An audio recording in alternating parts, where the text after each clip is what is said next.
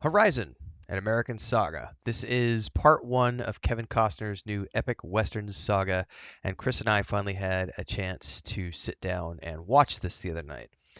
I have loved pretty much everything Kevin Costner has done as a director, but also, most of the work he's done as an actor as well. He has done a lot of Western work over the years.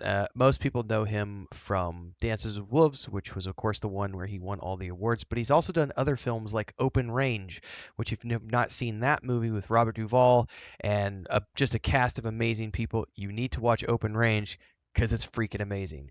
But along the way, he's done other stuff which I've really appreciated, like Waterworld, The Postman, which honestly, I need to go back and rewatch because someone said right after we watched the Fallout series, someone said, hey, we should go watch The Postman. It's like another like Fallout film without being Fallout. And I went, ooh, that's a good idea. I might have to go rewatch that because I haven't seen it in a while. So, Horizon, an American Saga. It's time for me to review it. I am going to spoil everything. It's been out for a while. It's been in theaters, etc. And I think most people who are going to see it have seen it by this point. But if you haven't seen it yet, fair warning, I don't do spoiler free. So moving forward, we will probably talk about certain elements of the storyline as we get deeper into this. But overall, it's just a review. So um, I had a hard time with this, which many viewers did. This did not do that well in the theaters, and I think the reason is because it is definitely set up as the beginning of something much bigger. And without seeing that sort of vision all laid out in front of us, this kind of felt. I think I gotta find out who. I gotta go look at this to see who gave it the review, where they said the Guardian. No, sorry, the BBC said the film is a non-film. It said it's like the tantalizing pilot episode of a television series, but a pilot episode that drags on and on for 3 hours. Um, I think what a lot of people were missing here, and this is something else that popped up in the review over at RogerEbert.com, said that while the first film in the Possible Horizon series does well in setting up future pictures, continuing the momentum Costner gained before he left Yellowstone, this single film is a chore to sit through. It rarely gives viewers what they want, seeing Costner on the open range.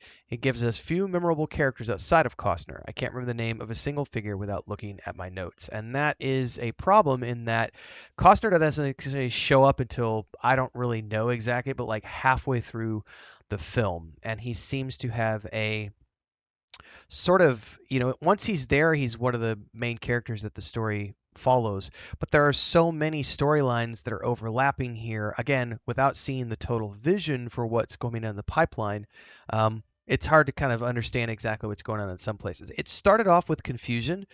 Chris and I, when we started watching, it was, you're getting this scene of some people setting up in a very small group of people with a kid setting up along the edges of a riverbank, and there's like essentially the beginnings of a town setting up on the edge of this river, which is attacked by the indigenous people there, who some of their warriors took them out, killed the kid. A preacher comes along and finds the kid, buries the kid and the family.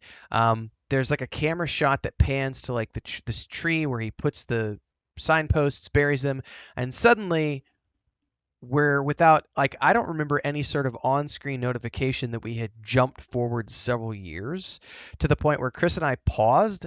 I went to the Wikipedia and was like, "What just happened?" And they went, "Oh, so the priest founded this town," and the movie picks up like 4 or 5 years later, and it's now sort of a bustling little, burgeoning town in the West.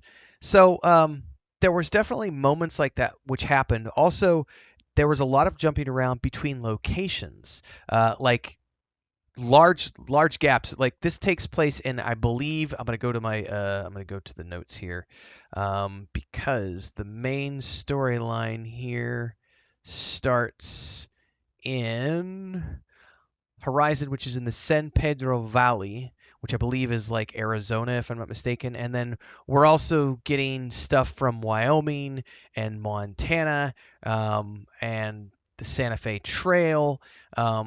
So there's lots of different storylines, and we know that they're all going to end up in Horizon at some point, but it's not during this film. And that's the hard part, is because this is definitely the first, and it's supposed to be 4 films. They've already shot the first 2. The third is already filming. The future of the fourth, I believe, is up in the air. The first episode did not do that well in theaters. They pulled the second film from its projected release, and they are now launching it a little bit later. I believe it got a release date the other day. Matter of fact, let me look that up real quick now. Chapter 2, when is this launching? Original date for Chapter 2, Horizon, and American Saga Chapter 2 release date. I believe it's September now. And it says August 16th, 2 days ago. Screen Rant has an article up and says it's now going to debut at the Venice Film Festival on September 7th after the movie was pulled from its initial August 16th theatrical release date. So it was supposed to launch here in the theaters in 2 weeks, and it did not. It said its performance at the film festival could determine its future, determining whether or not it goes straight to video on demand or potentially becoming a streaming release.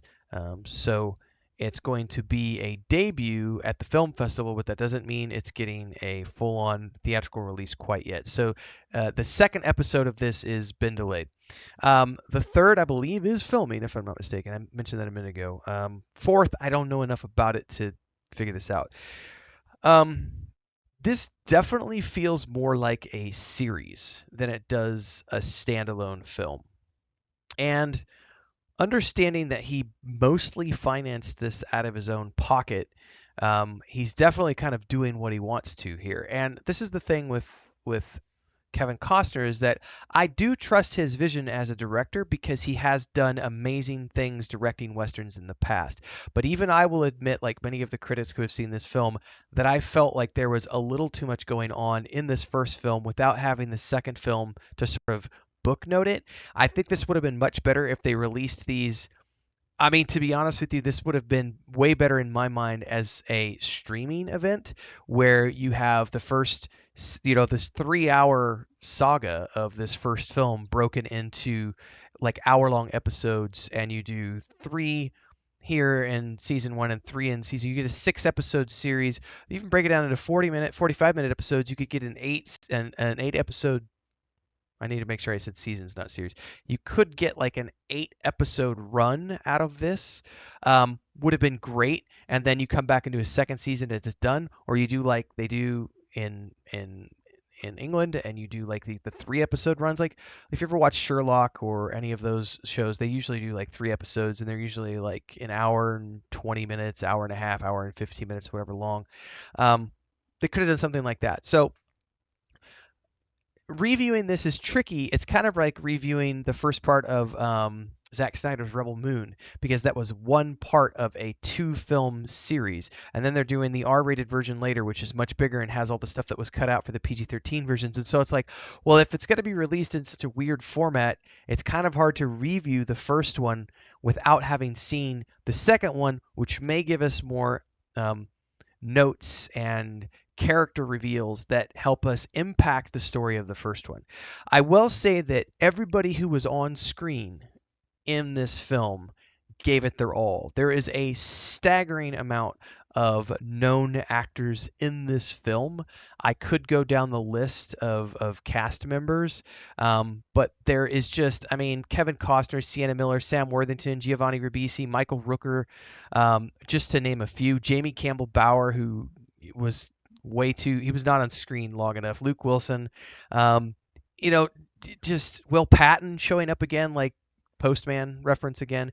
Like there was so much talent in this film, and I really wanted it to be good, and it didn't feel that good. It felt like it could have been better with knowing more about what the total story arc is. So as I see part 2, and maybe I'll have more information that will reflect back on this review, but my initial review of Horizon, an American Saga Chapter 1, is that it was kind of a letdown in a way. It just kind of felt a little jumbled, and it definitely wasn't what I was anticipating going in.